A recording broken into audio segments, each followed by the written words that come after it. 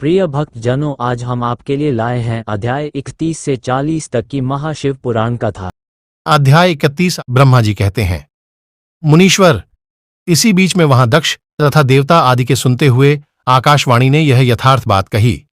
रे दुराचारी दक्ष, ओ दंभाचार परायण महामूढ़, ये तूने कैसा अनर्थकारी कर्म कर डाला, ओ मूर्ख। शिव भक्तराज दधीचि के कथन को भी तूने प्रामाणिक नहीं माना, जो तेरे लिए सब प्रकार से आनंददायक और मंगलकारी था। वे ब्राह्मण देवता तुझे दुस्सह शाप देकर तेरी यज्ञशाला से निकल गए, तो भी तुझ मूढ़ ने अपने मन में कुछ भी नहीं समझा। उसके बाद तेरे घर में मंगलमयी सती देवी स्वतः पधारियों, जो तेरी अपनी ही पुत्री थीं, किंतु तूने उनका भी परम आदर नहीं किया। ऐसा क्यों हुआ? ध्यान दुर्बल दक्ष, तूने सती और महादेव जी की पूजा नहीं की। यह क्या किया? मैं ब्रह्मा जी का बेटा हूं, ऐसा समझकर तू व्यर्थ ही घमंड में भरा रहता है और इसीलिए तुझ पर मोह छा गया है।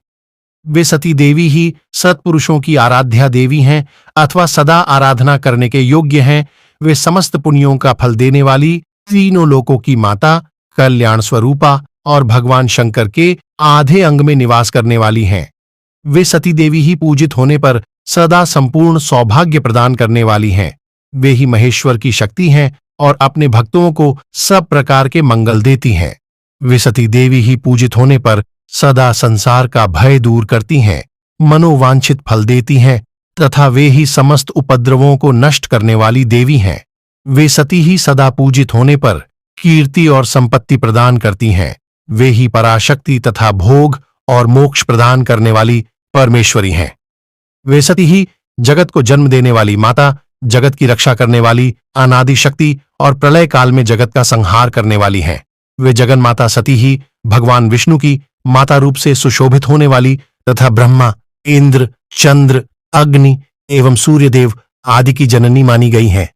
वे सती ही तप, धर्म और दान आदि का फल देने वाली हैं। वे ही शंभु शक्ति महादेवी हैं तथा दुष्टों का हनन करने वाली और आत्पर शक्ति हैं। ऐसी महिमा वाली सती देवी, जिनकी सदा प्रिय धर्मपत्नी है, उन भगवान महादेव को तूने यज्ञ में भाग नहीं दिया। अरे, तू कैसा मूढ़ और कुविचारी है। भगवान शिव ही सबके स्वामी तथा परात्पर परमेश्वर हैं। वे समस्त देवताओं के सम्यक सेव्य हैं और सबका कल्याण करने वाले हैं। इन्हीं के दर्शन की इच्छा से सिद्ध पुरुष तपस्या करते हैं और इन्हीं के साक्षात्कार की अभिलाषा मन में लेकर योगी लोग योग साधना में प्रवृत्त होते हैं। अनंत धन धान्य और यज्ञ याग आदि का सबसे महान फल यही बताया गया है कि भगवान शंकर को दर्शन सुलभ हो। शिव ही जगत का धारण पोषण करने वाले हैं। वे ही समस्त विद्याओं के पति एवं सब कुछ करने में समर्थ हैं। आदि विद्या के श्रेष्ठ स्वामी और समस्त मंगलों के भी मंगल वे ही हैं। दुष्ट दक्ष, तूने उनकी शक्ति का आज सत्कार नहीं किया है, इसीलिए इस यज्ञ का विनाश हो जाएगा। पूजनीय व्यक्तियों की पूजा न करने से अमंगल होता ही है। तूने परम पूज्य शिव स्वरूपा सती का पूजन नहीं किया है।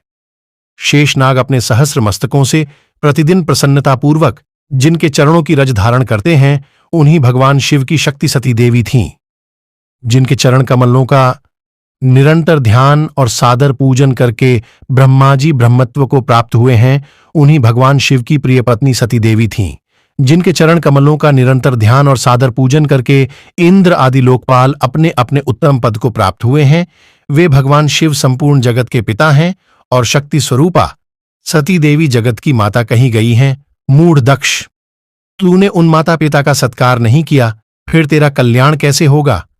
तुझ पर दुर्भाग्य का आक्रमण हो गया और विपत्तियां टूट पड़ी, क्योंकि तूने उन भवानी सती और भगवान शंकर की भक्ति भाव से आराधना नहीं की। कल्याणकारी शंभु का पूजन न करके भी मैं कल्याण का भागी हो सकता हूं, यह तेरा कैसा गर्व है? वह दुर्वार गर्व आज नष्ट हो जाएगा। इन देवताओं में से कौन ऐसा है जो सर्वेश्वर शिव से विमुख होकर तेरी सहायता करेगा? मुझे तो ऐसा कोई देवता नहीं दिखाई देता। यदि देवता इस समय तेरी सहायता करेंगे तो जलती आग से खेलने वाले पतंगों के समान नष्ट हो जाएंगे। आज तेरा मुंह जल जाए, तेरे यज्ञ का नाश हो जाए और जितने तेरे सहायक हैं वे भी आज शीघ्र ही जल मरें। इस दुरात्मा दक्ष की जो सहायता करने वाले हैं, उन समस्त देवताओं के लिए आज शपथ है, वे तेरे अमंगल के लिए ही तेरी सहायता से विरत हो जाएं। समस्त देवता आज इस यजमंडप से निकलकर अपने अपने स्थान को चले जाए, अन्यथा सब लोगों का सब प्रकार से नाश हो जाएगा। अन्य सब मुनि और नाग आदि भी इस यज्ञ से निकल जाएं, अन्यथा आज सब लोगों का सर्वथा नाश हो जाएगा। श्रीहरे और विधात, आप लोग भी इस यज्ञ मंडप से शीघ्र निकल जाइए। ब्रह्मा जी कहते हैं, नारद, संपूर्ण यज्ञशाला में बैठे हुए लोगों से ऐसा कहकर सबका कल्याण करने वाली वह आकाशवाणी मौन हो गई। अध्याय 32। श्री शिवपुराण। गणों के मुख से और नारद से भी सती के दग्ध होने की बात सुनकर दक्ष पर कुपित हुए शिव का अपनी जटा से वीरभद्र और महाकाली को प्रकट करके उन्हें यज्ञ विध्वंस करने और विरोधियों को जला डालने की आज्ञा देना। ब्रह्मा जी कहते हैं, नारद, वह आकाशवाणी सुनकर सब देवता आदि भयभीत तथा विस्मित हो गए। उनके मुख से कोई बात नहीं निकली। वे इस तरह खड़े या बैठे रह गए मानो उन पर विशेष मोह छा गया हो। भृगु के मंत्र बल से भाग जाने के कारण जो वीर शिवगण नष्ट होने से बच गए थे, वे भगवान शिव की शरण में गए। उन सब ने अमित तेजस्वी भगवान रुद्र को भलीभांति सादर प्रणाम करके वहां यज्ञ में जो कुछ हुआ था वह सारी घटना उनसे कह सुनाई। गण बोले, महेश्वर, दक्ष बड़ा दुरात्मा और घमंडी है। उसने वहां जाने पर सती देवी का अपमान किया और देवताओं ने भी उनका आदर नहीं किया। अत्यंत गर्व से भरे हुए उस दुष्ट दक्ष ने आपके लिए यज्ञ में भाग नहीं दिया, दूसरे देवताओं के लिए दिया और आपके विषय में उच्च स्वर से दुर्वचन कहे। प्रभो, यज्ञ में आपका भाग न देखकर सती देवी कुपित हो उठी और पिता की बारंबार निंदा करके उन्होंने तत्काल अपने शरीर को योगाग्नि द्वारा जलाकर भस्म कर दिया। यह देख 10,000 से अधिक पार्षद लज्जावश शस्त्रों द्वारा अपने ही अंगों को काट काट कर वहां मर गए। शेष हम लोग दक्ष पर कुपित हो उठे और सबको भय पहुंचाते हुए वेगपूर्वक उस यज्ञ का विध्वंस करने को उद्यत हो गए, परंतु विरोधी भृगु ने अपने प्रभाव से हमें तिरस्कृत कर दिया। हम उनके मंत्र भल का सामना न कर सके। प्रभो विश्वंभर, वे ही हम लोग आज आपकी शरण में आए हैं। दयालो, वहां प्राप्त हुए भय से आप हमें बचाइए, निर्भय कीजिए। महाप्रभो, उस यज्ञ में दक्ष आदि सभी दुष्टों ने घमंड में आकर आपका विशेष रूप से अपमान किया है। कल्याणकारी शिव, इस प्रकार हमने अपना सती देवी का और मूढ़ बुद्धि वाले दक्ष आदि का भी सारा वृत्तांत कह सुनाया। अब आपकी जैसी इच्छा हो वैसा करें। ब्रह्मा जी कहते हैं, नारद, अपने पार्षदों की यह बात सुनकर भगवान शिव ने वहां की सारी घटना जानने के लिए शीघ्र ही तुम्हारा स्मरण किया। देवर्षे, तुम दिव्य दृष्टि से संपन्न हो, अतः भगवान के स्मरण करने पर तुम तुरंत वहां आ पहुंचे और शंकर जी को भक्तिपूर्वक प्रणाम करके खड़े हो गए। स्वामी शिव ने तुम्हारी प्रशंसा करके तुमसे दक्ष यज्ञ में गई हुई सती का समाचार तथा दूसरी घटनाओं को पूछा। तात, शंभु के पूछने पर शिव में मन लगाए रखने वाले तुमने शीघ्र ही वह सारा वृत्तांत कह सुनाया जो दक्ष यज्ञ में घटित हुआ था। मुने, तुम्हारे मुख से निकली हुई बात सुनकर उस समय मेहमन रौद्र पराक्रम से संपन्न सर्वेश्वर रुद्र ने तुरंत ही बड़ा भारी क्रोध प्रकट किया। लोक संहारकारी रुद्र ने अपने सिर से एक जटा उखाड़ी और उसे रोषपूर्वक उस पर्वत के ऊपर दे मारा। मुने, भगवान शंकर के पटकने से उस जटा के 2 टुकड़े हो गए और महाप्रलय के समान भयंकर शब्द प्रकट हुआ। देवर्षे, उस जटा के पूर्व भाग से महाभयंकर महाबली वीरभद्र प्रकट हुए, जो समस्त शिवगणों के अगुआ हैं। वे भूमंडल को सब ओर से व्याप्त करके उससे भी 10 अंगुल अधिक होकर खड़े हुए। वे देखने में प्रलयाग्नि के समान जान पड़ते थे। उनका शरीर बहुत ऊंचा था। वे 1000 भुजाओं से युक्त थे। उन सर्वसमर्थ महारुद्र के क्रोधपूर्वक प्रकट हुए निश्वास से 100 प्रकार के ज्वर और 13 प्रकार के सन्निपात रोग पैदा हो गए। तात, उस जटा के दूसरे भाग से महाकाली उत्पन्न हुई, जो बड़ी भयंकर दिखाई देती थीं। वे करोड़ों भूतों से घिरी हुई थीं। जो झर पैदा हुए वे सब के सब शरीरधारी, क्रूर और समस्त लोगों के लिए भयंकर थे। वे अपने तेज से प्रज्वलित हो सब ओर दाह उत्पन्न करते हुए से प्रतीत होते थे। वीरभद्र बातचीत करने में बड़े कुशल थे। उन्होंने दोनों हाथ जोड़कर परमेश्वर शिव को प्रणाम करके कहा। वीरभद्र बोले, महारुद्र, सोम, सूर्य और अग्नि को 3 नेत्रों के रूप में धारण करने वाले प्रभु, शीघ्र आज्ञा दीजिए। मुझे इस समय कौन सा कार्य करना होगा? ईशान, क्या मुझे आधे ही क्षण में सारे समुद्रों को सुखा देना है, या इतने ही समय में संपूर्ण पर्वतों को पीस डालना है? मैं एक ही क्षण में ब्रह्मांड को भस्म कर डालें, या समस्त देवताओं और मुनीश्वरों को जलाकर राख कर दें? शंकर, ईशान, क्या मैं समस्त लोकों को उलट पलट दें, या संपूर्ण प्राणियों का विनाश कर डालें? महेश्वर, आपकी कृपा से कहीं कोई भी ऐसा कार्य नहीं है जिसे मैं न कर सकें। पराक्रम के द्वारा मेरी समानता करने वाला वीर न पहले कभी हुआ है और न आगे होगा। शंकर, आप किसी तिनके को भेज दें तो वह भी बिना किसी यम के क्षण भर में बड़े से बड़ा कार्य सिद्ध कर सकता है, इसमें संशय नहीं है। शंभो, यद्यपि आपकी लीला मात्र से सारा कार्य सिद्ध हो जाता है, तथापि जो मुझे भेजा जा रहा है यह मुझ पर आपका अनुग्रह ही है। शंभो, मुझ में भी जो ऐसी शक्ति है वह आपकी कृपा से ही प्राप्त हुई है। शंकर, आपकी कृपा के बिना किसी में भी कोई शक्ति नहीं हो सकती। वास्तव में आपकी आज्ञा के बिना कोई तिनके आदि को भी हिलाने में समर्थ नहीं है, यह निस्संदेह का जा सकता है। महादेव, मैं आपके चरणों में बारंबार प्रणाम करता हूं। आप अपने अभीष्ट कार्य की सिद्धि के लिए आज मुझे शीघ्र भेजिए। शंभो, मेरे दाहिने अंग बारंबार फड़क रहे हैं, इससे सूचित होता है कि मेरी विजय अवश्य होगी, अतः प्रभु मुझे भेजिए। शंकर, आज मुझे कोई अभूतपूर्व एवं विशेष हर्ष तथा उत्साह का अनुभव हो रहा है और मेरा चित्त आपके चरण कमल में लगा हुआ है, अतः पग पग पर मेरे लिए शुभ परिणाम का विस्तार होगा।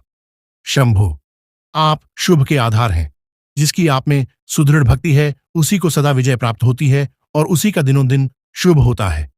ब्रह्मा जी कहते हैं, नारद, उसकी यह बात सुनकर सर्वमंगला के पति भगवान शिव बहुत संतुष्ट हुए और वीरभद्र तुम्हारी जय हो ऐसा आशीर्वाद देकर वे फिर बोले।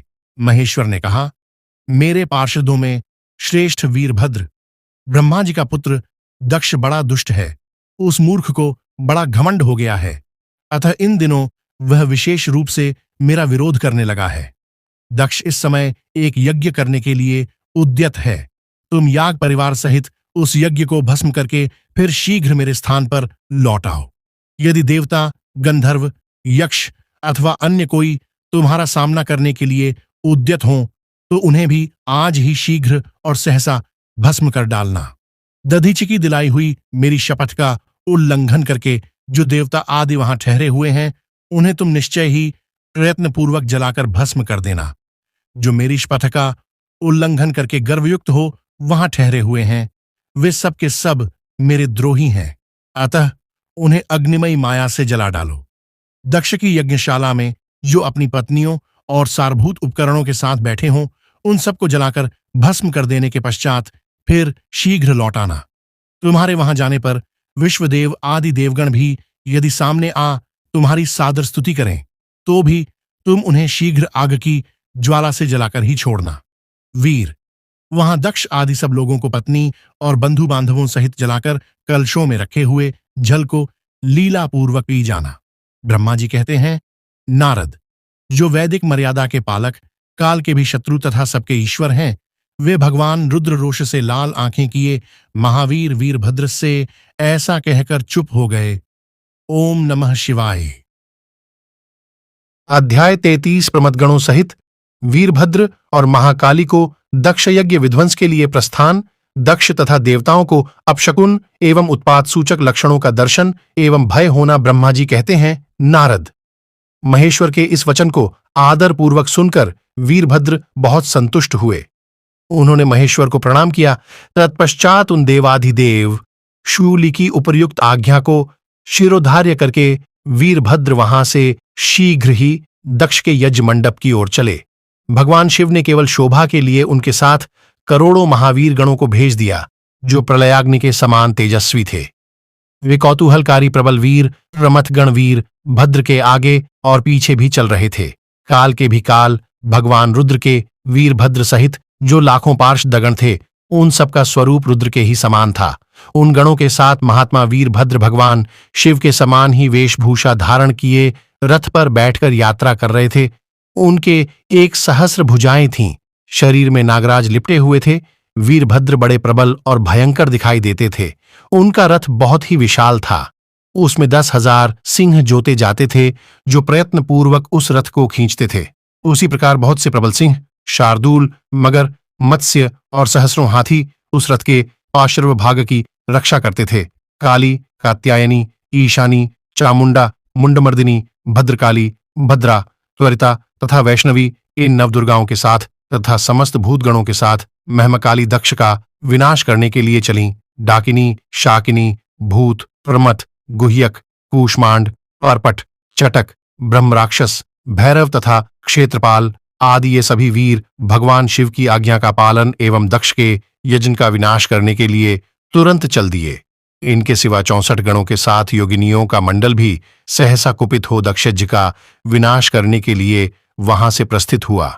इस प्रकार कोटि कोटि गण एवं विभिन्न प्रकार के गणाधीश वीरभद्र के साथ चले।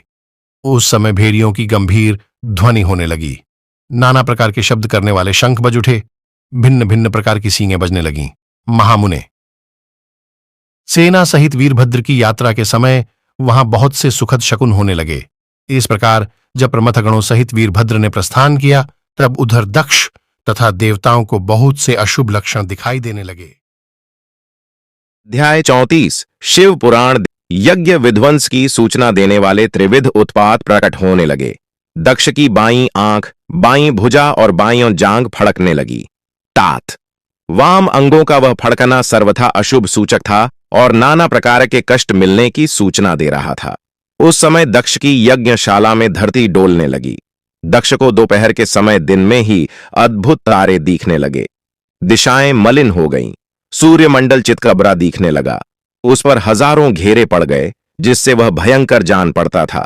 बिजली और अग्नि के समान दीप्तिमान तारे टूट टूट कर गिरने लगे तथा और भी बहुत से भयानक अपशकुन होने लगे। इसी बीच में वहां आकाशवाणी प्रकट हुई जो संपूर्ण देवताओं और विशेषतः दक्ष को अपनी बात सुनाने लगी। आकाशवाणी बोली, ओ दक्ष, आज तेरे जन्म को धिक्कार है। तू महामूढ़ और पापात्मा है। भगवान हर की ओर से आज तुझे महान दुख प्राप्त होगा जो किसी तरह टल नहीं सकता। अब यहां तेरा हाहाकार भी नहीं सुनाई देगा। जो मूढ़ देवता आदि तेरे यज्ञ में स्थित हैं उनको भी महान दुख होगा, इसमें संशय नहीं है। ब्रह्मा जी कहते हैं, मुने। आकाशवाणी की यह बात सुनकर और पूर्वोक्त अशुभ सूचक लक्षणों को देखकर दक्ष तथा दूसरे देवता आदि को भी अत्यंत भय प्राप्त हुआ। उस समय दक्ष मन ही मन अत्यंत व्याकुल हो कांपने लगे और अपने प्रभु लक्ष्मीपति भगवान विष्णु को शरण में गए। वे भय से अधीर हो बेसुध हो रहे थे। उन्होंने स्वजन वत्सल देवाधिदेव भगवान विष्णु को प्रणाम किया और उनकी स्तुति करके कहा, ओम नमः शिवाय। अध्याय 35 दक्ष के यज्ञ की रक्षा के लिए भगवान विष्णु से प्रार्थना। भगवान का शिवद्रोह जनित संकट को टालने में अपनी असमर्थता बताते हुए दक्ष को समझाना तथा सेना सहित वीरभद्र का आगमन। दक्ष बोले, देव देव, हरे विष्णु, दीन बंधो, कृपानिधे, आपको मेरी और मेरे यज्ञ की रक्षा करनी चाहिए। प्रभो, आप ही यज्ञ के रक्षक हैं। यज्ञ ही आपको कर्म है और आप यज्ञ स्वरूप हैं।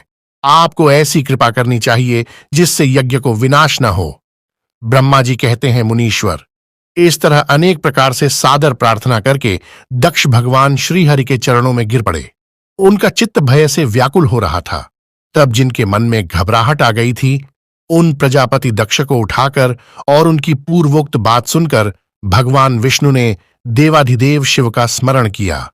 अपने प्रभु एवं महान ऐश्वर्य से युक्त परमेश्वर शिव का स्मरण करके शिव तत्व के ज्ञाता श्रीहरि दक्ष को समझाते हुए बोले। श्रीहरि ने कहा, दक्ष, मैं तुमसे तत्व की बात बता रहा हूं, तुम मेरी बात ध्यान देकर सुनो। मेरा यह वचन तुम्हारे लिए सर्वथा हितकर तथा महामंत्र के समान सुखदायक होगा। दक्ष, तुम्हें तत्व का ज्ञान नहीं है, इसलिए तुमने सबके अधिपति परमात्मा शंकर की अवहेलना की है। ईश्वर की अवहेलना से सारा कार्य सर्वथा निष्फल हो जाता है। केवल इतना ही नहीं, पग पग पर विपत्ति भी आती है। जहां अपूज्य पुरुषों की पूजा होती है और पूजनीय पुरुष की पूजा नहीं की जाती, वहां दरिद्रता, मृत्यु तथा भय ये 3 संकट अवश्य प्राप्त होंगे। इसलिए संपूर्ण प्रयत्न से तुम्हें भगवान वृषभध्वज का सम्मान करना चाहिए। महेश्वर का अपमान करने से ही तुम्हारे ऊपर महान भय उपस्थित हुआ है। हम सब लोग प्रभु होते हुए भी आज तुम्हारी दुर्नीति के कारण जो संकट आया है उसे टालने में समर्थ नहीं है। यह मैं तुमसे सच्ची बात कहता है। ब्रह्मा जी कहते हैं, नारद। भगवान विष्णु का यह वचन सुनकर दक्ष चिंता में डूब गए। उनके चेहरे का रंग उड़ गया और वे चुपचाप पृथ्वी पर खड़े रह गए। इसी समय भगवान रुद्र के भेजे हुए गणनायक वीरभद्र अपनी सेना के साथ यज्ञ स्थल में जा पहुंचे। वे सब के सब बड़े शूरवीर, निर्भय तथा रुद्र के समान ही पराक्रमी थे। भगवान शंकर की आज्ञा से आए हुए उन गुणों की गणना असंभव थी। वे वीर शिरोमणि रुद्र सैनिक जोर जोर से सिंहनाद करने लगे। उनके उस महानाद से तीनों लोग गूंज उठे। आकाश धूल से ढक गया और दिशाएं अंधकार से आवृत्त हो गई। सातों द्वीपों से युक्त पृथ्वी अत्यंत भय से व्याकुल हो पर्वत, वन और काननों सहित कांपने लगी तथा संपूर्ण समुद्रों में भूचाल आ गया। इस प्रकार समस्त लोकों का विनाश करने में समर्थ उस विशाल सेना को देखकर समस्त देवता आदिचकित हो गए। सेना के उद्योग को देख दक्ष के मुंह से खून निकल आया। वे अपनी स्त्री को साथ ले भगवान विष्णु के चरणों में दंड की भांति गिर पड़े और इस प्रकार बोले। दक्ष ने कहा, विष्णु महाप्रभो, आपके बल से ही मैंने इस महान यज्ञ का आरंभ किया है। सत्कर्म की सिद्धि के लिए आप ही प्रमाण माने गए हैं। विष्णु, आप कर्मों के साक्षी तथा यज्ञों के प्रतिपालक हैं। महाप्रभो, आप वेदोक्त धर्म तथा ब्रह्मा जी के रक्षक हैं। अतः प्रभो, आपको मेरे इस यज्ञ की रक्षा करनी चाहिए, क्योंकि आप सबके प्रभु हैं। ब्रह्मा जी कहते हैं, दक्ष की अत्यंत दीनतापूर्ण बात सुनकर भगवान विष्णु उस समय शिवतत्व से विमुख हुए दक्ष को समझाने के लिए इस प्रकार बोले। श्री विष्णु ने कहा, दक्ष, इसमें संदेह नहीं कि मुझे तुम्हारे यज्ञ की रक्षा करनी चाहिए, क्योंकि धर्म परिपालन विषयक जो मेरी सत्य प्रतिज्ञा है वह सर्वत्र विख्यात है। परंतु दक्ष, मैं जो कुछ कहता हूं उसे तुम सुनो। इस समय अपनी क्रूरतापूर्ण बुद्धि को त्याग दो। देवताओं के क्षेत्र नैमिषारण्य में जो अद्भुत घटना घटित हुई थी उसका तुम्हें स्मरण नहीं हो रहा है। क्या तुम अपनी कुबुद्धि के कारण उसे भूल गए? यहां कौन भगवान रुद्र के कोप से तुम्हारी रक्षा करने में समर्थ है? दक्ष, तुम्हारी रक्षा किसको अभिमत नहीं है, परंतु जो तुम्हारी रक्षा करने को उद्यत होता है वह अपनी दुर्बुद्धि का ही परिचय देता है। दुर्मते, क्या कर्म है और क्या अकर्म, इसे तुम नहीं समझ पा रहे हो। केवल कर्म ही कभी कुछ करने में समर्थ नहीं हो सकता। जिसके सहयोग से कर्म में कुछ करने की सामर्थ्य आती है उसी को तुम स्वकर्म समझो। भगवान शिव के बिना दूसरा कोई कर्म में कल्याण करने की शक्ति देने वाला नहीं है। जो शांत हो, ईश्वर में मन लगाकर उनकी भक्तिपूर्वक कार्य करता है उसी को भगवान शिव तत्काल उस कर्म का फल देते हैं। जो मनुष्य केवल ज्ञान का सहारा ले अनीश्वरवादी हो जाते या ईश्वर को नहीं मानते हैं, वे शतकोटि कल्पों तक नरक में ही पड़े रहते हैं। फिर वे कर्म पाश में बंधे हुए जीव प्रत्येक जन्म में नरकों की यातना भोगते हैं, क्योंकि वे केवल सकाम कर्म के ही स्वरूप का आश्रय लेने वाले होते हैं। ये शत्रुमर्दन वीरभद्र जो यज्ञशाला के आंगन में आ पहुंचे हैं, भगवान रुद्र की क्रोधाग्नि से प्रकट हुए हैं। इस समय समस्त रुद्रगणों के नायक ये ही हैं। ये हम लोगों के विनाश के लिए आए हैं, इसमें संशय नहीं है। कोई भी कार्य क्यों न हो, वस्तुतः इनके लिए कुछ भी अशक्य है ही नहीं। ये महान सामर्थ्यशाली वीरभद्र सब देवताओं को अवश्य जलाकर ही शांत होंगे, इसमें संशय नहीं जान पड़ता। मैं भ्रम से महादेव जी की शपथ का उल्लंघन करके जो यहां ठहरा रहा, उसके कारण तुम्हारे साथ मुझे भी इस कष्ट का सामना करना ही पड़ेगा। भगवान विष्णु इस प्रकार कह ही रहे थे कि वीरभद्र के साथ शिवगणों की सेना का समुद्र उमड़ आया। समस्त देवता आदि ने उसे देखा। ओम नमः शिवाय। अध्याय 36। देवताओं का पलायन। इंद्र आदि के पूछने पर बृहस्पति का रुद्रदेव की अजेयता बताना। वीरभद्र का देवताओं को युद्ध के लिए ललकारना। श्री विष्णु और वीरभद्र की बातचीत तथा विष्णु आदि का अपने लोक में जाना एवं दक्ष और यज्ञ का विनाश करके वीरभद्र का कैलाश को लौटना। ब्रह्मा जी कहते हैं, नारद, उस समय देवताओं के साथ शिवगणों का घोर युद्ध आरंभ हो गया। उसमें सारे देवता पराजित हुए और भागने लगे। वे एक दूसरे का साथ छोड़कर स्वर्गलोक में चले गए। उस समय केवल महाबली इंद्र आदि लोकपाल ही उस दारुण संग्राम में धैर्य धारण करके उत्सुकतापूर्वक खड़े रहे। तदनंतर इंद्र आदि सब देवता मिलकर उस सम्रांगण में बृहस्पति जी को विनीत भाव से नमस्कार करके पूछने लगे। लोकपाल बोले, गुरुदेव बृहस्पति, तात, महाप्राज्य, दयानिधे, शीघ्र बताइए, हम जानना चाहते हैं कि हमारी विजय कैसे होगी। उनकी यह बात सुनकर बृहस्पति ने प्रेलपूर्वक भगवान शंभु का स्मरण किया और ज्ञान दुर्बल महेंद्र से कहा। बृहस्पति बोले, इंद्र, भगवान विष्णु ने पहले जो कुछ कहा था वह सब इस समय घटित हो गया। मैं उसी को स्पष्ट कर रहा हूं। सावधान होकर सुनो। समस्त कर्मों का फल देने वाला जो कोई ईश्वर है वह कर्ता का ही आश्रय लेता है, कर्म करने वाले को ही उस कर्म का फल देता है।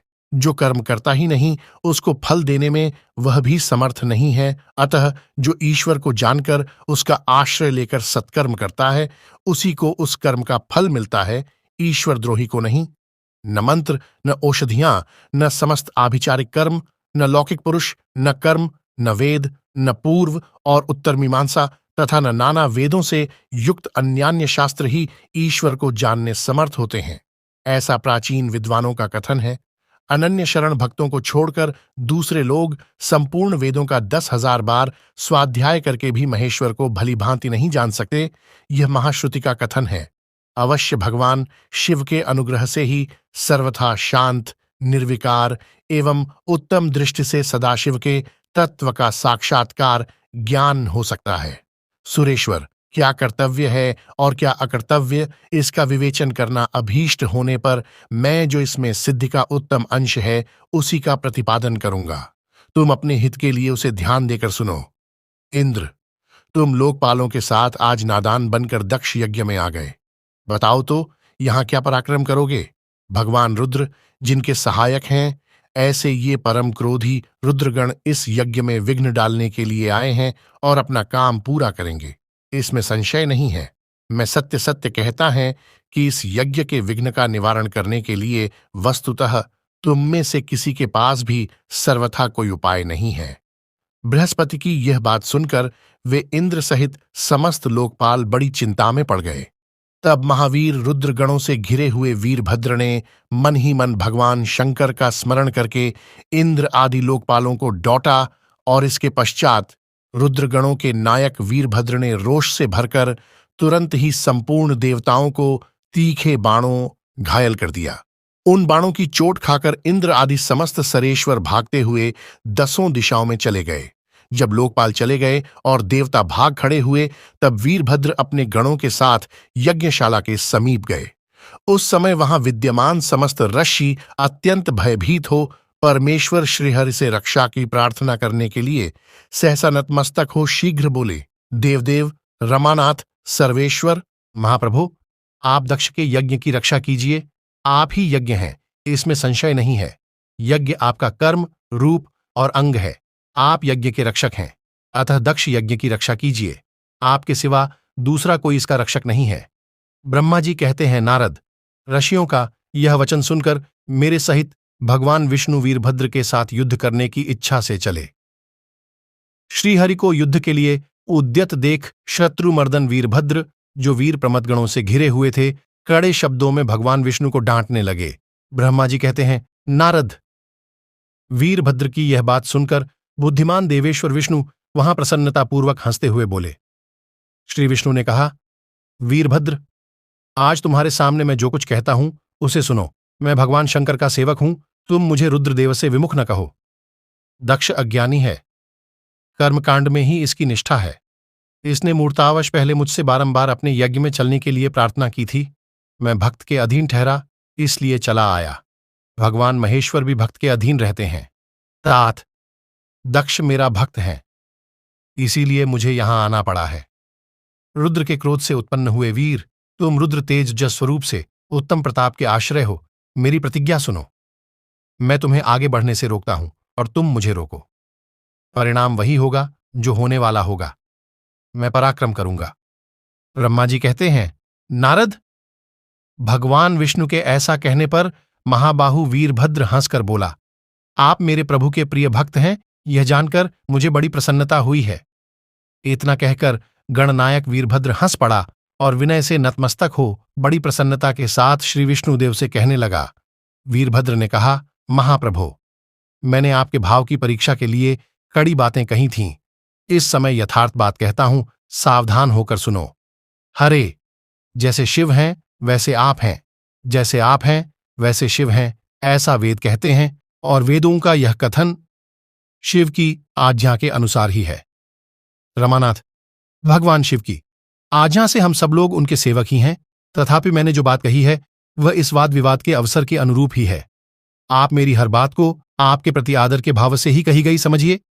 ब्रह्मा जी कहते हैं, वीरभद्र का यह वचन सुनकर भगवान श्री हरि हंस पड़े और उसके लिए हितकर वचन बोले। श्री विष्णु ने कहा, महावीर, तुम मेरे साथ निशंक होकर युद्ध करो। तुम्हारे अस्त्रों से शरीर के भर जाने पर ही मैं अपने आश्रम को जाऊंगा। ब्रह्मा जी कहते हैं, ऐसा कहकर भगवान विष्णु चुप हो गए और युद्ध के लिए कमर कसकर डट गए।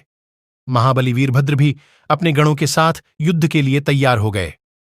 नारद, तदनंतर भगवान विष्णु और वीरभद्र में घोर युद्ध हुआ। अंत में वीरभद्र ने भगवान विष्णु के चक्र को स्तंभित कर दिया तथा शार्ंग धनुष के 3 टुकड़े कर डाले। तब मेरे द्वारा एवं सरस्वती द्वारा बोधित हुए श्री विष्णु ने उस महान गणनायक वीरभद्र को असह्य तेज से संपन्न जानकर वहां से अंतर्धान होने का विचार किया। दूसरे देवता भी यह जान गए कि सती के प्रति जो अन्याय हुआ है उसी का यह सब भावी परिणाम है। दूसरों के लिए इस संकट का सामना करना अत्यंत कठिन है। यह जानकर वे सब देवता अपने सेवकों के साथ स्वतंत्र सर्वेश्वर शिव का स्मरण करके अपने अपने लोक को चले गए। मैं भी पुत्र के दुख से पीड़ित हो सत्यलोक में चला आया और अत्यंत दुख से आतुर हो सोचने लगा कि अब मुझे क्या करना चाहिए। अध्याय 37। ब्रह्मा जी कहते हैं, नारद, मेरे तथा श्री विष्णु के चले जाने पर मुनियों सहित समस्त यज्ञ के आधार रहने वाले देवता शिवगणों द्वारा पराजित हो भाग गए। उस उपद्रव को देखकर और उस महामक्का विध्वंस निकट जानकर वह यज्ञ भी अत्यंत भयभीत हो मृग का रूप धारण करके वहां से भागा। मृग के रूप में आकाश की ओर भागते देख वीरभद्र ने उसे पकड़ लिया और उसका मस्तक काट डाला। फिर उन्होंने मुनियों तथा देवताओं के अंग भंग कर दिए और बहुतों को मार डाला।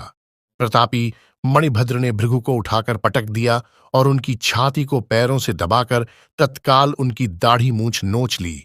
चंड ने बड़े वेग से पूषा के दांत उखाड़ लिए, क्योंकि पूर्व काल में जिस समय महादेव जी को दक्ष के द्वारा गालियां दी जा रही थीं, उस समय वे दांत दिखा दिखाकर हंसे थे। नंदी ने भग को रोषपूर्वक पृथ्वी पर दे मारा और उनकी दोनों आंखें निकाल लीं, क्योंकि जब दक्ष शिव जी को शाप दे रहे थे उस समय वे आंखों के संकेत से अपना अनुमोदन सूचित कर रहे थे। वहां रुद्र गणनायकों ने स्वधा, स्वाहा और दक्षिणा देवियों की बड़ी विडंबना दुर्दशा की। वहां जो मंत्र तंत्र तथा दूसरे लोग थे उनका भी बहुत तिरस्कार किया। ब्रह्मपुत्र दक्ष भय के मारे अंतर्वेदी के भीतर छिप गए। वीरभद्र उनका पता लगाकर उन्हें बलपूर्वक पकड़ लाए। फिर उनके दोनों गाल पकड़कर उन्होंने उनके मस्तक पर तलवार से आघात किया, परंतु योग के प्रभाव से दक्ष का सिर अभेद्य हो गया था, इसीलिए कट नहीं सका। जब वीरभद्र को ज्ञात हुआ कि संपूर्ण अस्त्र शस्त्रों से इनके मस्तक का भेदन नहीं हो सकता, तब उन्होंने दक्ष की छाती पर पैर रखकर दबाया और दोनों हाथों से गर्दन मरोड़कर तोड़ डाली। फिर शिवद्रोही दुष्ट दक्ष के उस सिर को गणनायक वीरभद्र ने अग्निकुंड में डाल दिया। तदनंतर जैसे सूर्य घोर अंधकार राशि का नाश करके उदयाचल पर आरूढ़ होते हैं, उसी प्रकार वीरभद्र दक्ष और उनके यज्ञ का विध्वंस करके कृतकार्य हो तुरंत ही वहां से उत्तम कैलाश पर्वत को चले गए। वीरभद्र को काम पूरा करके आया देख परमेश्वर शिव मन ही मन बहुत संतुष्ट हुए और उन्होंने उन्हें वीर प्रमथ गुणों का अध्यक्ष बना दिया। नमः शिवाय। श्री शिव पुराण अध्याय 38। श्री विष्णु की पराजय में दधीचि मुनि के शाप को कारण बताते हुए दधीचि और क्षुव के विवाद का इतिहास, मृत्युंजय मंत्र के अनुष्ठान से दधीचि की अवध्यता तथा श्रीहरि का क्षुव को दधीचि की पराजय के लिए यत्न करने का आश्वासन सूत जी कहते हैं, महर्षियों, अमित बुद्धिमान ब्रह्मा जी की कही हुई यह कथा सुनकर द्विज श्रेष्ठ नारद विस्मय में पड़ गए। उन्होंने प्रसन्नतापूर्वक प्रश्न किया। नारद जी ने पूछा, पिताजी, भगवान विष्णु शिव जी को छोड़कर अन्य देवताओं के साथ दक्ष के यज्ञ में क्यों चले गए, जिसके कारण वहां उनका तिरस्कार हुआ? क्या वे प्रलयकारी पराक्रम वाले भगवान शंकर को नहीं जानते थे? फिर उन्होंने अज्ञानी पुरुष की भांति रुद्रगणों के साथ युद्ध क्यों किया? करुणानिधे, मेरे मन में यह बहुत बड़ा संदेह है। आप कृपा करके मेरे इस संशय को नष्ट कर दीजिए और प्रभु, मन में उत्साह पैदा करने वाले शिवचरित को कहिए। ब्रह्मा जी ने कहा, नारद, पूर्व काल में राजा क्षुव की सहायता करने वाले श्रीहरि को दधीचि मुनि ने शाप दे दिया था, जिससे उस समय वे इस बात को भूल गए और वे दूसरे देवताओं को साथ ले दक्ष के यज्ञ में चले गए। दधीचि ने क्यों शाप दिया, यह सुनो। प्राचीन काल में क्षुव नाम से प्रसिद्ध एक महातेजस्वी राजा हो गए हैं।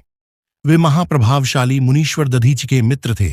दीर्घ काल की तपस्या के प्रसंग से क्षुव और दधीचि में विवाद आरंभ हो गया, जो तीनों लोकों में महान अनर्थकारी के रूप में विख्यात हुआ। उस विवाद में वेद के विद्वान शिवभक्त दधीचि कहते थे कि शूद्र, वैश्य और क्षत्रिय इन तीनों वर्गों से ब्राह्मण ही श्रेष्ठ है, इसमें संशय नहीं है। महामुनि दधीचि की वह बात सुनकर धन वैभव के मद से मोहित हुए राजा भुवन ने उसका इस प्रकार प्रतिवाद किया। क्षुव बोले, राजा इंद्र आदि 8 लोकपालों के स्वरूप को धारण करता है। वह समस्त वर्गों और आश्रम का पालक एवं प्रभु है, इसलिए राजा ही सबसे श्रेष्ठ है। राजा की श्रेष्ठता का प्रतिपादन करने वाली श्रुति भी कहती है कि राजा सर्वदेवमय है। मुने, इस श्रुति के कथनानुसार जो सबसे बड़ा देवता है वह मैं ही हूं। इस विवेचन से ब्राह्मण की अपेक्षा राजा ही श्रेष्ठ सिद्ध होता है। च्यवन नंदन, आप इस विषय में विचार करें और मेरा अनादर न करें, क्योंकि मैं सर्वथा आपके लिए पूजनीय है। राजा ध्रुव का यह मत श्रुतियों और स्मृतियों के विरुद्ध था। इसे सुनकर भृगुकुल भूषण मुनिश्रेष्ठ दधीचि को बड़ा क्रोध हुआ। मुने, अपने गौरव का विचार करके कुपित हुए महातेजस्वी दधीचि ने ध्रुव के मस्तक पर बाएं मुक्के से प्रहार किया। उनके मुक्के की मार खाकर ब्रह्मांड के अधिपति कुत्सित बुद्धि वाले क्षुव अत्यंत कुपित हो गरज उठे और उन्होंने वज्र से दधीचि को काट डाला। उस वज्र से आहत हो भृगुवंशी दधीचि पृथ्वी पर गिर पड़े। भार्गवंशधर दधीचि ने गिरते समय शुक्राचार्य का स्मरण किया। योगी शुक्राचार्य ने आकर दधीचि के शरीर को, जिसे भुवन ने काट डाला था, तुरंत जोड़ दिया। दधीचि के अंगों को पूर्ववत जोड़कर शिवभक्त शिरोमणि तथा मृत्युंजय विद्या के प्रवर्तक शुक्राचार्य ने उनसे कहा, शुक्र बोले तात दधीचि, मैं सर्वेश्वर भगवान शिव का पूजन करके तुम्हें श्रुति प्रतिपादित महामृत्युंजय नामक श्रेष्ठ मंत्र का उपदेश देता हूं। त्रयंबकम यजामहे, हम भगवान त्र्यंबक का यजन आराधन करते हैं। त्र्यंबक का अर्थ है तीनों लोकों के पिता, प्रभावशाली शिव। वे भगवान सूर्य, सोम और अग्नि तीनों मंडलों के पिता हैं। सत्व, रज और तम तीनों गुणों के महेश्वर हैं। आत्म तत्व, विद्या तत्व और शिव तत्व, इन 3 तत्वों के, आहवनीय, गार्हपत्य और दक्षिणाग्नि, इन तीनों अग्नियों के, सर्वत्र उपलब्ध होने वाले पृथ्वी, जल एवं तेज, इन 3 मूर्त भूतों के अथवा सात्विक आदि भेद से त्रिविध भूतों के, त्रिदिव स्वर्ग के, त्रिभुज के विधाभूत सबके ब्रह्मा, विष्णु और शिव तीनों देवताओं के महान ईश्वर महादेव जी ही हैं। यहां तक मंत्र के प्रथम चरण की व्याख्या हुई। मंत्र का द्वितीय चरण है सुगंधि पुष्टिवर्धनम। जैसे फूलों में उत्तम गंध होती है, उसी प्रकार वे भगवान शिव संपूर्ण भूतों में, तीनों गुणों में, समस्त कृत्यों में, इंद्रियों में, अन्यान्य देवों में और गणों में उनके प्रकाशक सारभूत आत्मा के रूप में व्याप्त हैं। अतएव सुगंधयुक्त एवं संपूर्ण देवताओं के ईश्वर हैं। यहां तक सुगंधिम पद की व्याख्या हुई। अब पुष्टिवर्धनम की व्याख्या करते हैं। उत्तम व्रत का पालन करने वाले द्विजश्रेष्ठ महामुने नारद, उन अंतर्यामी पुरुष शिव से प्रकृति का पोषण होता है। महत्त्व से लेकर विशेष पर्यंत संपूर्ण विकल्पों की पुष्टि होती है तथा मुंह ब्रह्मा का, विष्णु का, मुनियों का और इंद्रियों सहित देवताओं का भी पोषण होता है, इसलिए वे ही पुष्टिवर्धन हैं। अब मंत्र के तीसरे और चौथे चरण की व्याख्या करते हैं। उन दोनों चरणों का स्वरूप यो है उर्वारुकमिव बंधनान मृत्यु मुक्षीयमामृतात् अर्थात प्रभो, जैसे खरबूजा पक जाने पर लता बंधन से छूट जाता है, उसी तरह मैं मृत्युरूप बंधन से मुक्त हो जाऊं, अमृत पद मोक्ष से पृथक न हो। वे रुद्रदेव अमृत स्वरूप हैं, जो पुण्य कर्म से, तपस्या से, स्वाध्याय से, योग से अथवा ध्यान से उनकी आराधना करता है, उसे नूतन जीवन प्राप्त होता है। इस सत्य के प्रभाव से भगवान शिव स्वयं ही अपने भक्त को मृत्यु के सूक्ष्म बंधन से मुक्त कर देते हैं, क्योंकि वे भगवान ही बंधन और मोक्ष देने वाले हैं। ठीक उसी तरह जैसे उर्वारुक अर्थात ककड़ी का पौधा अपने फल को स्वयं ही लता के बंधन में बांधे रखता है और पक जाने पर स्वयं ही उसे बंधन से मुक्त कर देता है। यह मृत संजीवनी मंत्र है, जो मेरे मत से सर्वोत्तम है। तुम प्रेम पूर्वक नियम से भगवान शिव का स्मरण करते हुए इस मंत्र का जप करो। जप और हवन के पश्चात इसी से अभिमंत्रित किए हुए जल को दिन और रात में पियो तथा शिव विग्रह के समीप बैठकर उन्हीं का ध्यान करते रहो। इससे कहीं भी मृत्यु का भय नहीं रहता। न्यास आदि सब कार्य करके विधिवत भगवान शिव की पूजा करो। ये सब करके शांत भाव से बैठकर भक्तवत्सल शंकर का ध्यान करना चाहिए। मैं भगवान शिव का ध्यान बता रहा हूं, जिसके अनुसार उनका चिंतन करके मंत्र जप करना चाहिए। इस तरह निरंतर जप करने से बुद्धिमान पुरुष भगवान शिव के प्रभाव से उस मंत्र को सिद्ध कर लेता है। मृत्युंजय का ध्यान। हस्तांभोज युगस्थ कुंभ युगलादुधृत्य तोयम शिरः सिंचन्तम करयोर्युगेन दधतम स्वांगयुगेन दधतम स्वांग के सकुंभी करो अक्षत्र गृहस्थम अंबुजगतम मूर्धस्थ चंद्रस्रवत पीयूषार्ध तरुभजे सगिरिजम यक्षम च मृत्युंजयम। जो अपने दो करकमलों में रखे हुए दो कलशों से जल निकालकर उनसे ऊपर वाले दो हाथों द्वारा अपने मस्तक को सींचते हैं, अन्य दो हाथों में दो घड़े लिए उन्हें अपनी गोद में रखे हुए हैं तथा शेष दो हाथों में रुद्राक्ष एवं मृग मुद्रा धारण करते हैं, कमल के आसन पर बैठे हैं, सिर पर स्थित चंद्रमा से निरंतर झरते हुए अमृत से जिनका सारा शरीर भींगा हुआ है तथा जो 3 नेत्र धारण करने वाले हैं उन भगवान मृत्युंजय का, जिनके साथ गिरिराज नंदिनी उमा भी विराजमान है, मैं भजन चिंतन करता हूं। ब्रह्मा जी कहते हैं, तात मुनिश्रेष्ठ दधीचि को इस प्रकार उपदेश देकर शुक्राचार्य भगवान शंकर का स्मरण करते हुए अपने स्थान को लौट गए। उनकी वह बात सुनकर महामुनि दधीचि बड़े प्रेम से शिवजी का स्मरण करते हुए तपस्या के लिए वन में गए। वहां जाकर उन्होंने विधिपूर्वक महामृत्युंजय मंत्र का जप और प्रेम पूर्वक भगवान शिव का चिंतन करते हुए तपस्या प्रारंभ की। दीर्घ काल तक उस मंत्र का जप और तपस्या द्वारा भगवान शंकर की आराधना करके दधीचि ने महामृत्युंजय शिव को संतुष्ट किया। महामुने उस जप से प्रसन्नचित्त हुए। भक्त वत्सल भगवान शिव दधीचि के प्रेमवश उनके सामने प्रकट हो गए। अपने प्रभु शंभु का साक्षात दर्शन करके मुनीश्वर दधीचि को बड़ी प्रसन्नता हुई। उन्होंने विधिपूर्वक प्रणाम करके दोनों हाथ जोड़ भक्ति भाव से शंकर का स्तवन किया। तात मुने। तदनंतर मुनि के प्रेम से प्रसन्न हुए शिव ने च्यवन कुमार दधीचि से कहा, तुम वर मांगो। भगवान शिव का ये वचन सुनकर भक्त शिरोमणि दधीचि दोनों हाथ जोड़ नतमस्तक हो भक्तवत्सल शंकर से बोले। दधीचि ने कहा, देवदेव महादेव, मुझे 3 वर दीजिए, मेरी हड्डी वज्र हो जाए, कोई भी मेरा वध न कर सके और मैं सर्वत्र अधीन रह, कभी मुझमें दीनता न आए। दधीचि का यह वचन सुनकर प्रसन्न हुए। परमेश्वर शिव ने तथास्तु कहकर उन्हें वे 3 वर दे दिए। शिवजी से 3 वर पाकर वेद मार्ग में प्रतिष्ठित महामुनि दधीचि आनंदमग्न हो गए और शीघ्र ही राजा क्षुव के स्थान में गए।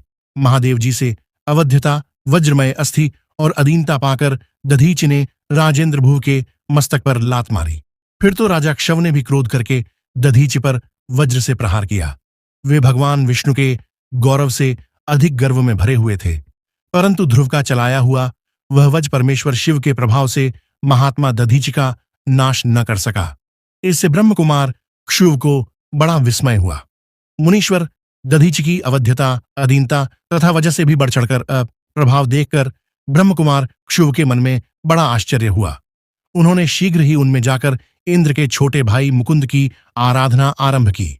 वे शरणागत पालक नरेश, मृत्युंजय सेवक दधीचि से पराजित हो गए थे। भुव की पूजा से गरुड़ ध्वज भगवान मधुसूदन बहुत संतुष्ट हुए। उन्होंने राजा को दिव्य दृष्टि प्रदान की। उस दिव्य दृष्टि से ही जनार्दन देव का दर्शन करके उन गरुड़ ध्वज को वने प्रणाम किया और प्रिय वचनों द्वारा उनकी स्तुति की। इस प्रकार देवेश्वर आदि से प्रशंसित उन अजेय ईश्वर श्री नारायण देव का पूजन और स्तवन करके राजा ने भक्तिभाव से उनकी ओर देखा तथा उन जनार्दन के चरणों में मस्तक रखकर प्रणाम करने के पश्चात उन्हें अपना अभिप्राय सूचित किया। राजा बोले, भगवान, दधीच नाम से प्रसिद्ध एक ब्राह्मण हैं जो धर्म के ज्ञाता हैं। उनके हृदय में विनय का भाव है। वे पहले मेरे मित्र थे। इन दिनों रोग शोक से रहित मृत्युंजय महादेव जी की आराधना करके वे उन्हीं कल्याणकारी शिव के प्रभाव से समस्त अस्त्र शस्त्रों द्वारा सदा के लिए अवध्य हो गए हैं। एक दिन उन महातपस्वी दधीचि ने भरी सभा में आकर अपने बाएं पैर से मेरे मस्तक पर बड़े वेग से अवहेलनापूर्वक प्रहार किया और बड़े गर्व से कहा, मैं किसी से नहीं डरता। हरे, वे मृत्युंजय से उत्तम वर पाकर अनुपम गर्व से भर गए हैं। ब्रह्मा जी कहते हैं, नारद, महात्मा दधीचि की अवध्यता का समाचार जानकर श्रीहरि ने महादेव जी के अतुलित प्रभाव का स्मरण किया। फिर वे ब्रह्मपुत्र राजा क्षुव से बोले, राजेंद्र, ब्राह्मणों को कहीं थोड़ा सा भी भय नहीं है। भूपते, विशेषतः रुद्र भक्तों के लिए तो भय नाम की कोई वस्तु है ही नहीं। यदि मैं तुम्हारी ओर से कुछ करूं तो ब्राह्मण दधीचि को दुख होगा और वह मुझ जैसे देवता के लिए भी शाप का कारण बन जाएगा।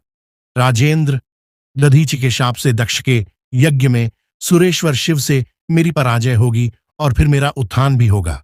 महाराज, इसलिए मैं तुम्हारे साथ रहकर कुछ करना नहीं चाहता। मैं अकेला ही तुम्हारे लिए दधीचि को जीतने का प्रयत्न करूंगा। भगवान विष्णु का यह वचन सुनकर क्षुभ बोले, बहुत अच्छा, ऐसा ही हो। ऐसा कहकर वे उस कार्य के लिए मन ही मन उत्सुक हो प्रसन्नतापूर्वक वहीं ठहर गए। ओम नमः शिवाय। अध्याय 39। श्री विष्णु और देवताओं से अपराजित दधीचि का उनके लिए शाप और क्षुभ पर अनुग्रह। ब्रह्मा जी कहते हैं, नारद, भक्तवत्सल भगवान विष्णु राजा क्षुभ का हित साधन करने के लिए ब्राह्मण का रूप धारण कर दधीचि के आश्रम पर गए। वहां उन जगद्गुरु श्रीहरि ने शिव भक्त शिरोमणि ब्रह्मर्षि दधीचि को प्रणाम करके क्षुभ के कार्य की सिद्धि के लिए उद्यत हो उनसे यह बात कही। श्री विष्णु बोले, भगवान शिव की आराधना में तत्पर रहने वाले अविनाशी ब्रह्मर्षि दधीचि, मैं तुमसे एक वर मांगता हूं, उसे तुम मुझे दे दो। क्षुभ के कार्य की सिद्धि चाहने वाले देवाधिदेव श्रीहरि के इस प्रकार याचना करने पर शैव शिरोमणि दधीचि ने शीघ्र ही भगवान विष्णु से इस प्रकार कहा। दधीचि बोले, ब्राह्मण, आप क्या चाहते हैं, यह मुझे ज्ञात हो गया। आप क्षुभ का काम बनाने के लिए साक्षात भगवान श्रीहरि ही ब्राह्मण का रूप धारण करके यहां आए हैं। इसमें संदेह नहीं कि आप पूरे मायावी हैं, किंतु देवेश जनार्दन, मुझे भगवान रुद्र की कृपा से भूत, भविष्य और वर्तमान तीनों कालों का ज्ञान सदा ही बना रहता है। सुव्रत, मैं आपको जानता हूं। आप पापहारी श्रीहरि एवं विष्णु हैं। ये ब्राह्मण का वेश छोड़िए। दुष्ट बुद्धि वाले राजा क्षुभ ने आपकी आराधना की है, इसीलिए आप पधारे हैं। भगवन, हरे, आपकी भक्तवत्सलता को भी मैं जानता हूं। ये छल छोड़िए, अपने रूप को ग्रहण कीजिए और भगवान शंकर के स्मरण में मन लगाइए। मैं भगवान शंकर की आराधना में लगा रहता हूं। ऐसी दशा में भी यदि मुझसे किसी को भय हो तो आप उसे यत्नपूर्वक सत्य की शपथ के साथ कहिए। मेरा मन शिव के स्मरण में ही लगा रहता है। मैं कभी झूठ नहीं बोलता। इस संसार में किसी देवता या दैत्य से भी मुझे भय नहीं होता। श्रीविण बोले, उत्तम व्रत का पालन करने वाले दधीचि, तुम्हारा भय सर्वथा नष्ट ही है, क्योंकि तुम शिव की आराधना में तत्पर रहते हो, इसीलिए सर्वज्ञ हो। परंतु मेरे कहने से तुम एक बार अपने प्रतिद्वंद्वी राजा क्षुभ से जाकर कह दो कि मैं तुमसे डरता हूं। भगवान विष्णु का यह वचन सुनकर भी शैव शिरोमणि मह्यमुनि दधीचि निर्भय ही रहे और हंसकर बोले। दधीचि ने कहम, मैं देवाधिदेव पिनाकपाणि भगवान शंभु के प्रसाद से कहीं कभी किसी से और किंचन मात्र भी नहीं डरता, सदा ही निर्भय रहता हूं। इस पर श्रीहरि ने मुनि को दबाने की चेष्टा की। देवताओं ने भी उनका साथ दिया, किंतु सबके सभी अस्त्र कुंठित हो गए। तदनंतर भगवान श्री विष्णु ने अगणित गणों की सृष्टि की, परंतु महर्षि ने उनको भी भस्म कर दिया। तब भगवान ने अपनी अनंत विष्णु मूर्ति प्रकट की। यह सब देखकर च्यवन कुमार ने वहां जगदीश्वर भगवान विष्णु से कहा। दधीचि बोले, महाबाहो, माया को त्याग दीजिए। विचार करने से यह प्रतिभास मात्र प्रतीत होती है। माधव, मैंने सहस्रों दुर्विज्ञेय वस्तुओं को जान लिया है। आप मुझमें अपने सहित संपूर्ण जगत को देखिए। निरालस्य होकर मुझमें ब्रह्मा एवं रुद्र का भी दर्शन कीजिए। मैं आपको दिव्य दृष्टि देता है। ऐसा कहकर भगवान शिव के तेज से पूर्ण शरीर वाले च्यवन कुमार दधीचि मुनि ने अपनी देह में समस्त ब्रांड का दर्शन कराया। तब भगवान विष्णु ने उन पर पुनः कोप करना चाहा। इतने में ही मेरे साथ राजा क्षुव वहां आ पहुंचे। मैंने निश्चेष्ट खड़े हुए भगवान पानाभ को तथा देवताओं को क्रोध करने से रोका। मेरी बात सुनकर इन लोगों ने ब्राह्मण दधीचि को परास्त नहीं किया। श्रीहरि उनके पास गए और उन्होंने मुनि को प्रणाम किया। तदनंतर क्षुव अत्यंत दीन हो उन मुनीश्वर दधीचि के निकट गए और उन्हें प्रणाम करके प्रार्थना करने लगे। क्षुव बोले, मुनिश्रेष्ठ, शिव भक्त शिरोमणे, मुझ पर प्रसन्न होइए। परमेश्वर, आप दुर्जनों की दृष्टि से दूर रहने वाले हैं, मुझ पर कृपा कीजिए। ब्रह्मा जी कहते हैं, नारद, राजा क्षुव की यह बात सुनकर तपस्या की निधि ब्राह्मण दधीचि ने उन पर अनुग्रह किया। तत्पश्चात श्री विष्णु आदि को देखकर वे मुनि क्रोध से व्याकुल हो गए और मन ही मन शिव को स्मरण करके विष्णु तथा देवताओं को शाप देने लगे। दधीचि ने कहा, देवराज, इंद्र सहित देवताओं और मुनीश्वरों, तुम लोग रुद्र की क्रोधाग्नि से श्री विष्णु तथा अपने गणों सहित पराजित और ध्वस्त हो जाओ। देवताओं को इस तरह शाप दे क्षुव की और देखकर देवताओं और राजाओं के पूजनीय द्विज श्रेष्ठ दधीचि ने कहा, राजेंद्र, ब्राह्मण ही बली और प्रभावशाली होते हैं। ऐसा स्पष्ट रूप से कहकर ब्राह्मण दधीचि अपने आश्रम में प्रविष्ट हो गए। फिर दधीचि को नमस्कार मात्र करके क्षुव अपने घर चले गए। तत्पश्चात भगवान विष्णु देवताओं के साथ जैसे आए थे उसी तरह अपने वैकुंठ लोक को लौट गए। इस प्रकार वह स्थान स्थानेश्वर नामक तीर्थ के रूप में प्रसिद्ध हो गया। स्थानेश्वर की यात्रा करके मनुष्य शिव का सायुज्य प्राप्त कर लेता है। तात, मैंने तुम्हें संक्षेप से क्षुव और दधीचि के विवाद की कथा सुनाई और भगवान शंकर को छोड़कर केवल ब्रह्मा और विष्णु को ही जो शाप प्राप्त हुआ उसका भी वर्णन किया।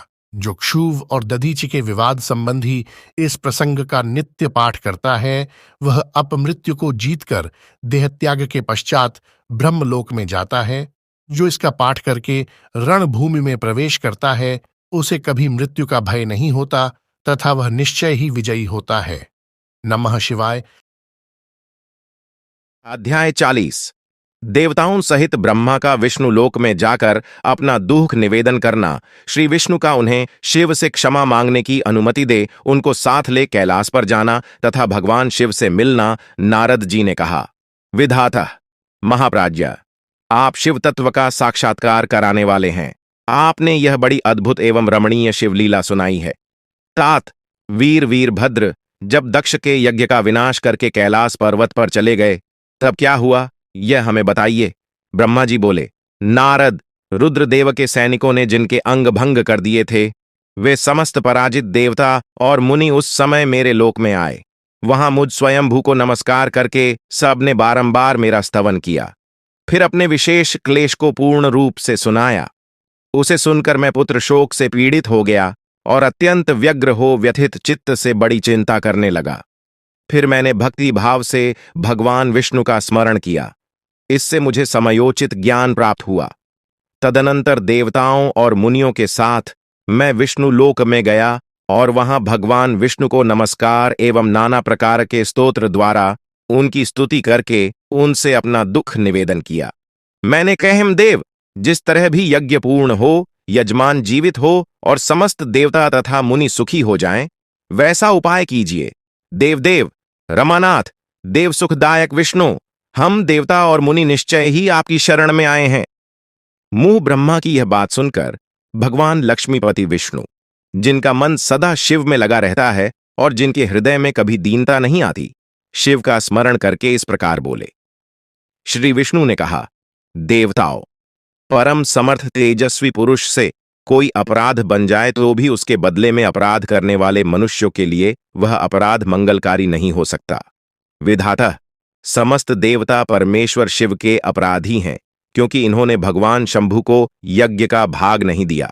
अब तुम सब लोग शुद्ध हृदय से शीघ्र ही प्रसन्न होने वाले उन भगवान शिव के पैर पकड़कर उन्हें प्रसन्न करो, उनसे क्षमा मांगो, जिन भगवान के कुपित होने पर यह सारा जगत नष्ट हो जाता है तथा जिनके शासन से लोकपाल सहित यज्ञ का जीवन शीघ्र ही समाप्त हो जाता है। वे भगवान महादेव इस समय अपनी प्राणवल्लभा सती से बिछड़ गए हैं तथा अत्यंत दुरात्मा दक्ष ने अपने दुर्वचन रूपी बाणों से उनके हृदय को पहले से ही घायल कर दिया है। अतः तुम लोग शीघ्र ही जाकर उनसे अपने अपराधों के लिए क्षमा मांगो। विधे, उन्हें शांत करने का केवल यही सबसे बड़ा उपाय है। मैं समझता हूं ऐसा करने से भगवान शंकर को संतोष होगा। यह मैंने सच्ची बात कही है।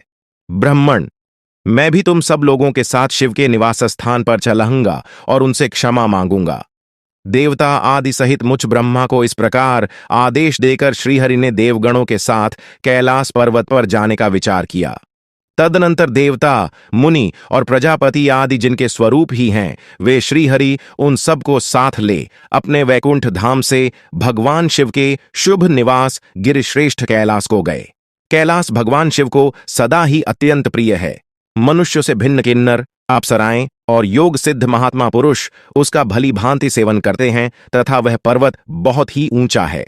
उसके निकट रुद्रदेव के मित्र कुबेर की अलका नामक महादिव्य एवं रमणीय पुरी है, जिसे सब देवताओं ने देखा। उस परी के पास ही सौगंधिक वन भी देवताओं की दृष्टि में आया, जो सब प्रकार के वृक्षों से हरा भरा एवं दिव्य था। उसके भीतर सर्वत्र सुगंध फैलाने वाले सौगंधिक नामक कमल खिले हुए थे। उसके बाहरी भाग में नंदा और अलकनंदा, ये दो अत्यंत पावन दिव्य सरिताएं बहती हैं, जो दर्शन मात्र से प्राणियों के पाप हर लेती हैं। यक्षराज कुबेर की अलकापुरी और सौगंधिक वन को पीछे छोड़कर आगे बढ़ते हुए देवताओं ने थोड़ी ही दूर पर शंकर जी के वट वृक्ष को देखा। उसने चारों ओर अपनी अविचल छाया फैला रखी थी।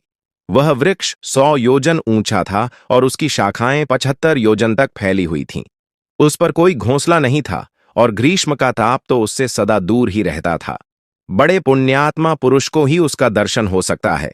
वह परम रमणीय और अत्यंत पावन है। वह दिव्य वृक्ष भगवान शंभु का योग स्थल है, योगियों के द्वारा सेव्य और परम उत्तम है। मुमुक्षुओं के आश्रयभूत उस महायोगमय वट वृक्ष के नीचे विष्णु आदि सब देवताओं ने भगवान शंकर को विराजमान देखा। मेरे पुत्र महमसिद्ध सनकादि, जो सदा शिव भक्ति में तत्पर रहने वाले और शांत हैं, बड़ी प्रसन्नता के साथ उनकी सेवा में बैठे थे। भगवान शिव का श्री विग्रह परम शांत दिखाई देता था। उनके सखा कुबेर, जो गुह्यकों और राक्षसों के स्वामी हैं, अपने सेवक गणों तथा कुटुंबीजनों के साथ सदा विशेष रूप से उनकी सेवा किया करते हैं। वे परमेश्वर शिव उस समय तपस्वी जनों को परम प्रिय लगने वाला सुंदर रूप धारण किए बैठे थे। भस्म आदि से उनके अंगों की बड़ी शोभा हो रही थी। भगवान शिव अपने वत्सल स्वभाव के कारण सारे संसार के सुहृद हैं। नारद, उस दिन वे एक कुशासन पर बैठे थे और सब संतों के सुनते हुए तुम्हारे प्रश्न करने पर तुम्हें उत्तम ज्ञान का उपदेश दे रहे थे। वे बायां चरण अपनी दाईं जांघ पर और बायां हाथ बाएं घुटने पर रखे, कलाई में रुद्राक्ष की माला डाले सुंदर तर्क मुद्रा से विराजमान थे। इस रूप में भगवान शिव का दर्शन करके उस समय विष्णु आदि सब देवताओं ने दोनों हाथ जोड़ मस्तक झुकाकर तुरंत उनके चरणों में प्रणाम किया। मेरे साथ भगवान विष्णु को आया देख सत्पुरुषों के आश्रयदाता भगवान रुद्र उठकर खड़े हो गए और उन्होंने सिर झुकाकर उन्हें प्रणाम भी किया। फिर विष्णु आदि सब देवताओं ने जब भगवान शिव को प्रणाम कर लिया, तब उन्होंने मुझे नमस्कार किया, ठीक उसी तरह जैसे लोकों को उत्तम गति प्रदान करने वाले भगवान विष्णु प्रजापति कश्यप को प्रणाम करते हैं। तत्पश्चात देवताओं, सिद्धों, गणाधीशों और महर्षियों से नमस्कृत तथा स्वयं भी श्री विष्णु को एवं मुझको नमस्कार करने वाले भगवान शिव से श्री हरि ने आदरपूर्वक वार्तालाप आरंभ किया। नमः शिवाय।